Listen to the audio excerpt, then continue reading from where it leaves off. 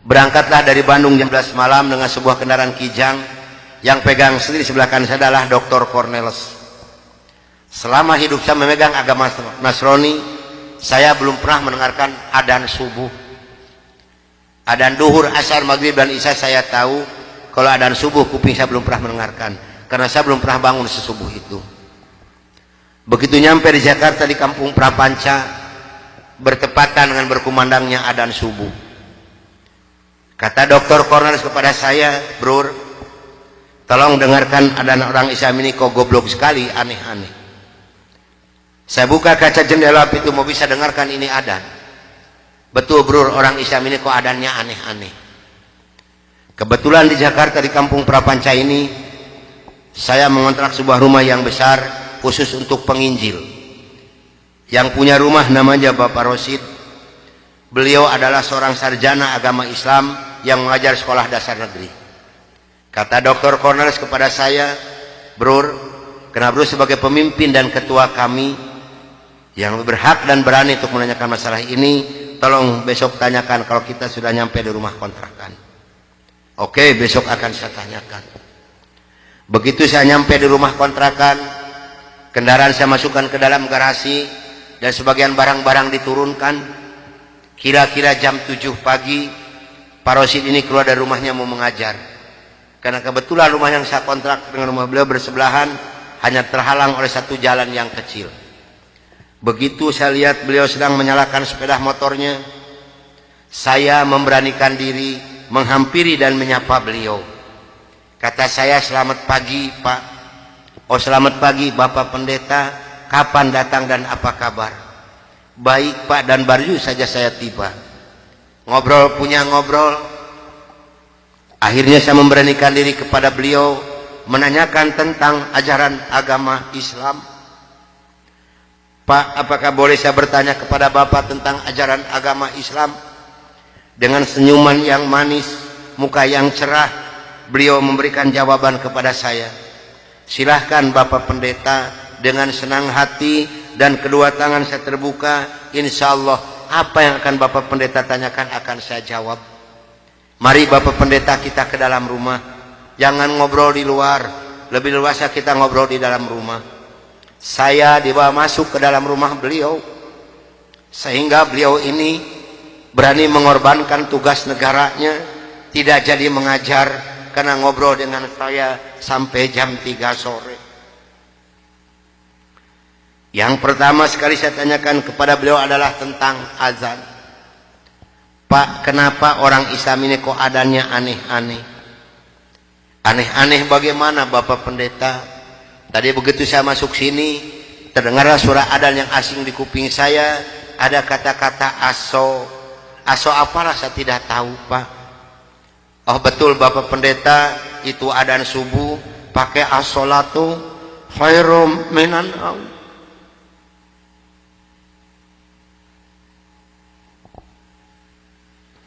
Apa artinya Pak? Beliau memberikan jawaban kepada saya, lebih baik sholat daripada. Bukan semakin tertarik kepada Islam, tidak, tapi saya semakin membenci. Kenapa? Karena iri di dalam hati saya. Kenapa orang Islam ini berani meninggalkan tidurnya untuk melaksanakan ibadat kepada Tuhannya dengan kata-kata yang ada di adzan ini? Maka timbullah kata-kata yang keluar dari mulut saya yang sangat dan sangat menyakitkan Bapak Rosi dan umat Islam yang lainnya. Kata saya, kalau begini orang Islam ini lebih goblok lagi. Kapan molornya kalau sholat melulu? Dulu sebelum saya mengenal kepada Islam, banyak sekali yang beliau terangkan kepada saya tentang ajaran agama Islam. Dan akhirnya beliau memberikan satu Al-Quran dengan terjemah produksi Departemen Agama. Kata beliau kepada saya, "Ini untuk Bapak Pendeta kalau memerlukan, tapi kalau tidak tolong kembalikan kepada saya." Saya terima ini Al-Quranul Karim. Kira-kira jam 3 lebih saya keluar dari rumah beliau masuk rumah kontrakan saya. Begitu saya nyampe di rumah kontrakan, saya langsung ditegur oleh rekan-rekan saya, termasuk oleh Dr. Cornelis dan Dr. Johan. "Dari mana Bro, kok dari pagi sampai sore begini baru pulang? Sedangkan jam 4 sore ini Bro harus memimpin kami untuk membawa umat Islam yang ada di kampung Prapanca ini. Maka saya katakan kepada rekan saya bahwa saya sudah menanyakan tentang azan dan saya diberikan satu Al-Quran ini. Ini ditertawakan semua oleh rekan saya.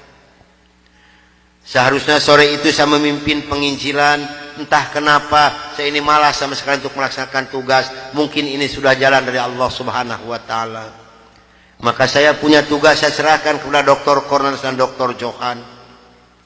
Bro, tolong pimpin misi kita ini, tolong pimpin penginjilan kita ini, bawa umat Islam sebanyak-banyak yang ada di kampung Prapanca ini, dan ini dananya 16 juta, tolong bagikan kepada mereka.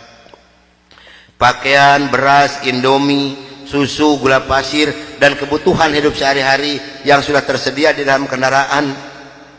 Silahkan bro, bagikan, harus tepat pada sasaran. Berangkatlah rekan 14 ini menjajakan agama door to door dengan bermodalkan uang 16 juta, pakaian dan kebutuhan hidup sehari-hari. Saya hanya di rumah sendiri sambil melihat-lihat luarnya Al-Quran karena saya belum hafal huruf Arab, yang saya baca hanya terjemahnya saja. Begitu saya akan membuka Al-Quran, terlebih dahulu saya berdoa dulu pada Tuhan saya yang saya yakini dulu. Bapa di dalam surga, dalam nama Tuhan Yesus Kristus, saya datang di bawah kaki-Mu Tuhan. Saya mohon petunjuk dan pertolongan daripada-Mu Tuhan. Tolong celikan mata hati saya dan bukakan mulut saya. Tolong celikan mata penglihatan saya dan bukakan alat pendengaran saya. Saya akan membaca kitabnya orang-orang kafir. Tapi semakin saya berdoa pada Tuhan saya,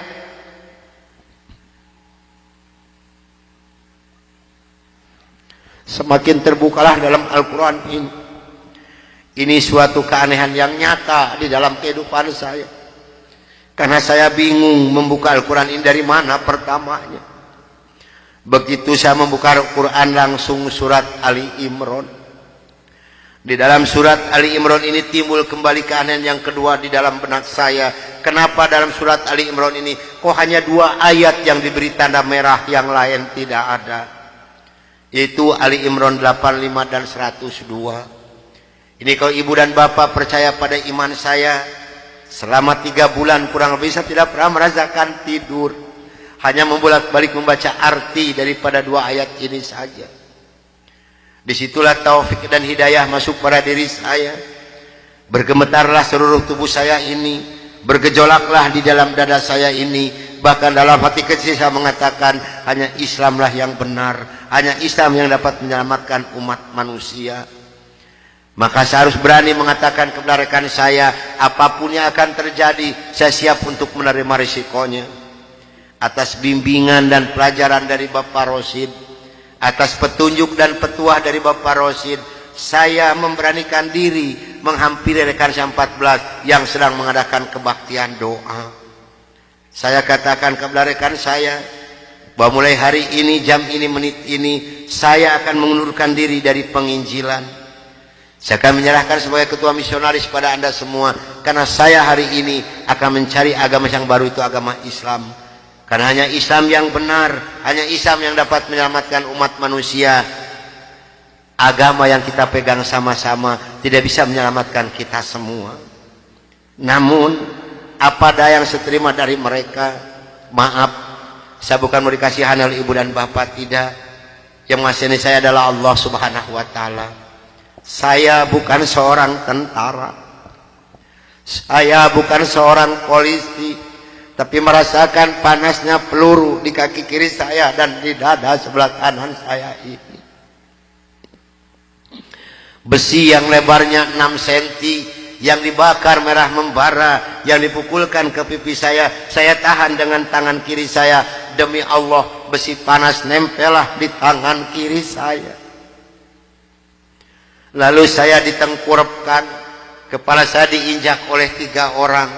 Tangan saya, kaki saya kiri kanan dipegang dan diikat oleh mereka. Lalu punggung saya dipukuli oleh Dr. Johan pakai kursi rotan.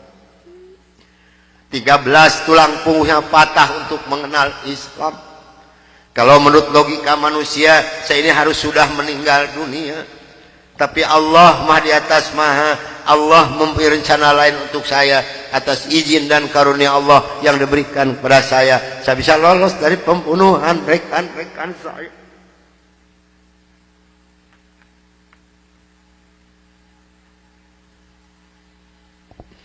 Sambil merasakan panasnya di kaki kiri saya dan di dada sebelah kanan saya, pedihnya di tangan saya, ngilunya di punggung saya loncat keluar dari rumah sambil berteriak mengucapkan La ilaha illallah Muhammadur Rasulullah. Padahal ini asing di mulut saya. Belum pernah ada seorang pun yang mengajarkan kalimat thayyibah di dalam mulut saya ini. Belum pernah sekalipun saya belajar kalimat thayyibah di dalam mulut saya ini. Ini maunah yang pertama Allah berikan melalui mulut saya. Dan alhamdulillah saya mendapatkan pertolongan dari seorang cim-cim yang beragama Buddha.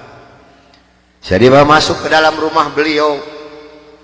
Lalu baju saya digunting jadi satu dengan kulit. Lalu yang bekas luka besi panas dari kocrotin pakai kecap oleh beliau.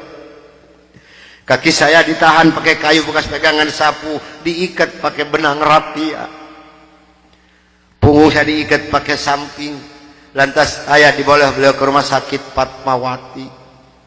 Selama 3 bulan 27 hari saya berbaring di dalam rumah sakit, merasakan hancurnya tubuh saya ini, pengen mengenal Islam. Dan alhamdulillah setelah Allah memberikan kesembuhan kepada saya, beliau pula lah yang membiayai saya. Sehingga saya kembali memohon pertolongan kepada Cim ini. Cim, tolong saya, bawa saya kemana saya harus pergi, karena saya pengen memeluk agama Islam. Dan alhamdulillah saya dibawa oleh beliau ke Cipete, ke Bapak Kiai Haji Dr. Idam Khalid, saksi yang masih hidup yang membina kesama yang pertama adalah Bapak Hamjahas.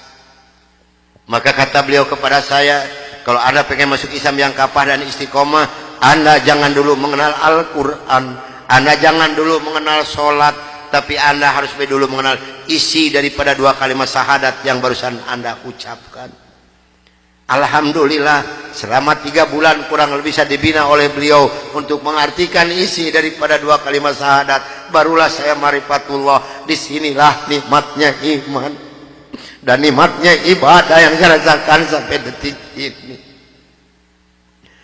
Lalu saya suruh pulang dulu oleh beliau, karena saya masih mempunyai keluarga, itu anak dan istri.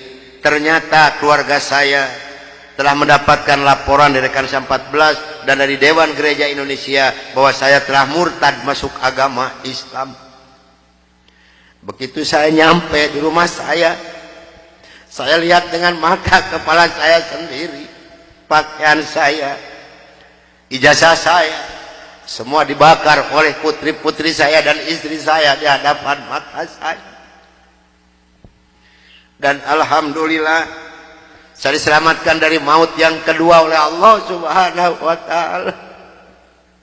Begitu putri-putri saya menyiramkan minyak kelapa panas ke muka saya masih diselamatkan oleh Allah. Minyak kelapanya tumpah di punggung saya. Ini adalah darah daging saya sendiri yang menganiaya saya, bukan orang lain. Lalu kepala saya dilempar pakai cobek, dipukuli pakai setik-kasti, sampai saya diusir caci maki dengan kata-kata yang sangat keji yang keluar dari mulut darah daging saya sendiri. Nyah, engkau di hadapanku anjing, setan, babi, iblis, jangan menginjak rumah ini, haram rumah ini kau diinjak oleh setan dan iblis macam kau. Ini adalah darah daging saya sendiri, bukan orang lain. Dan alhamdulillah begitu saya meninggalkan rumah tangga saya, hanya pakai pakaian satu setel yang nempel di badan saya yang penuh dengan minyak kelapa panas. Harta kekayaan berlimpah luah demi Allah tidak saya bawa serupiah pun, karena saya pengen masuk Islam yang kafah dan istiqomah. Saya harus samina wa atona. Jangankan harta kekayaan yang berlimpah luah, putri-putri saya pun yang 3 saya putuskan. Mulai detik ini Anda bukan darah daging saya bukan bapak Anda, dan Anda bukan putri-putri saya. Titik sampai di sini. Jangan ada lagi pertalian darah antara Anda dengan saya. Kenapa saya putuskan kepada putri-putri saya yang 3? Karena saya takut besok atau lusa saya meninggal dunia, bagaimana tanggung jawab saya di hadapan Allah Subhanahu wa taala. Maka alhamdulillah sudah hampir 22 tahun lebih ini saya belum pernah dipertemukan dengan batang hidungnya. Namun alhamdulillah, biarpun putri-putri saya tidak ikut satupun, Allah telah memberikan kebahagiaan kepada saya pada saat sekarang ini. Kebahagiaan yang Allah berikan kepada saya tidak bisa ditukar dengan suatu apapun yang ada di dunia ini. Sekalipun emas berlian sebesar gunung tidak mungkin bisa menukarkan kebahagiaan yang Allah berikan kepada saya. Kenapa? Karena rekan saya yang 14 yang dulu menganiaya saya, yang dulu membunuh saya, alhamdulillah sekarang sudah masuk Islam semua. Sekarang sedang jihad fisabilillah, sedang membela agama Allah, yaitu syiar agama Islam di daerah-daerah Nasrani. Itu yang pertama di Papua Barat di Manokwari, yang kedua di NTT Kampung Kalabai Kabupaten Alor, yang ketiga di Kalimantan Tengah di Sampit. Saya mohon bantuan doa dari ibu dan bapak yang hadir malam ini agar saya dan rekan saya diberikan kekuatan oleh Allah Subhanahu wa taala. Kalau ibu dan bapak pengen tahu dakwah Islam dari Nasrani, demi Allah ini tantangannya adalah nyawa. Saya pun di Manokwari sedang menanak nasi, Pak, Bu. Kalau Allah sudah mengizinkan saya harus meninggal, saya dipanah, ini kenal kemaluan saya. Allah belum menghendaki saya untuk meninggal, hanya 3 cm jaraknya ini panah. Sedangkan panah di Manokwari demi Allah bukan 1,20 meter panjangnya, tapi 1,60 meter panjangnya. Ujungnya sudah pakai racun. Ini perjuangan membela agama Allah daerah Nasrani. Alhamdulillah perkembangan Islam di daerah Manokwari. Padahal Manokwari ini akan dijadikan kota Injil. Kalau Manokwari sudah jadi kota Injil, yang pertama tidak boleh ada adzan berkumandang, tidak boleh mendirikan masjid, tidak boleh ada perempuan yang berjilbab. Alhamdulillah di sana ada 297 orang yang masuk agama Islam, termasuk orang yang memanah saya. Kemarin tanggal 17 Desember saya baru selesai membuat masjid. Dari mana biayanya? Dari hasil pengajian saya. Saya mohon bantuan doa, karena kadang-kadang rekan saya di sana, Pak, maaf, 10 hari lebih tidak pernah ketemu nasi. Yang dimakan oleh rekan saya singkong direbus, yang penting terganjal perut, karena sulit mencari dana untuk dakwah di Islam ini. Dari mana makan mereka sehari-hari? Maaf, dari hasil pengajian saya. Karena mereka lepas dari gereja tidak ada santunan apapun. Siapa yang harus bertanggung jawab? Kita-kita inilah sebagai umat muslim. Di Kalimantan Tengah ada 192 orang. Di sana, Pak, demi Allah tidak ada masjid satupun. Gereja ada 9. Paling banyak isi gereja 15 orang. Kalau saya mengadakan sholat berjamaah di Kalimantan ini, pakai kompas di luar, di lapangan, di atas disiram oleh mereka. Saya hanya bisa berdoa, ya Allah berikan taufik dan hidayah bagi mereka, karena mereka tidak tahu kedatangan saya ini mau apa. Alhamdulillah 4 hari kemudian 8 orang yang masuk agama Islam, maka berjumlah 192 orang yang ibu dan nenek yang kupingnya pada panjang-panjang. Saya mohon bantuan doa, karena saya sedang membebaskan tanah untuk pembangunan masjid. Mudah-mudahan Allah memberikan jalan untuk saya untuk melunasi tanah di sana, untuk pembangunan masjid di sana. Nah hadirin ikhwatul iman rahimakumullah yang hadir malam ini, barangkali, tapi sebelumnya saya mohon maaf yang sebesar-besarnya, barangkali ibu dan bapak mau ikut berjuang membela agama Allah, menyisihkan sedikit rezeki untuk pembebasan tanah di Kalimantan ini, insya Allah hubungi saya. Tapi yang penting adalah doa, karena doa lebih dulu nyampe di hadapan Allah Subhanahu wa ta'ala. Nah hadirin ikhwatul iman rahimakumullah, itulah mungkin tausiah saya yang saya bisa sampaikan malam ini. Mudah-mudahan ada manfaat guna untuk ibu dan bapak. Dan mudah-mudahan yang hadir malam ini kelak di yaumul qiyamah mendapatkan syafaatul ujma dari Kangjeng Nabi besar Muhammad Rasulullah sallallahu alaihi wasallam. Dan mudah-mudahan kita dipertemukan Allah bukan hanya sampai di sini saja, tapi sampai yaumul jaza kita dipertemukan kembali oleh Allah Subhanahu wa taala. Akhirul kalam wabillahi taufiq wal hidayah. Wassalamualaikum warahmatullahi wabarakatuh.